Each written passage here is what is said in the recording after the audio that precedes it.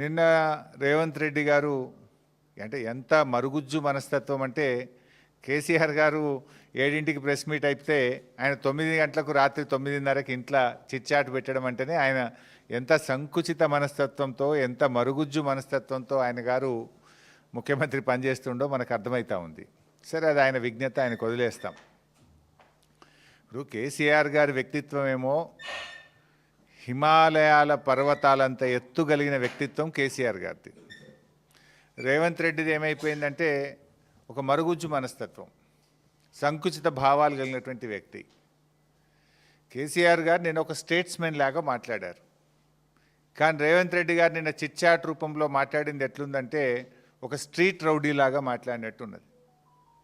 So ఒక గల్లీ గుండా ఓ దాదా మాట్లాడినట్టుగా ఒక స్ట్రీట్ రౌడీ లాగా రేవంత్ రెడ్డి గారు మాట్లాడారు. ఇంత చిల్లరగా మాట్లాడతారా? ఆయన కేసీఆర్ గారు చాలా గొప్పగా ఆయన మాట్లాడుతూ ఒక మాట అన్నారు, తెలంగాణకు నొక్కుబడనీయను అన్నాడు.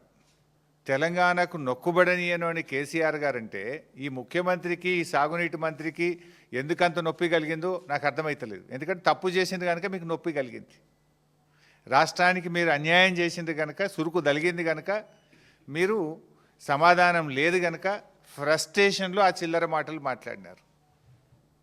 కేసీఆర్ గారి వ్యాఖ్యలతో రేవంత్ రెడ్డి తెలంగాణ ద్రోహిగా నిన్న స్పష్టంగా రాష్ట్ర ప్రజల ముందు కేసీఆర్ గారు నిలబెట్టారు. ఉత్తమ్ కుమార్ రెడ్డి గారు ఉత్తర కుమారుడుగా నిన్న తేలిపోయినటువంటి పరిస్థితి.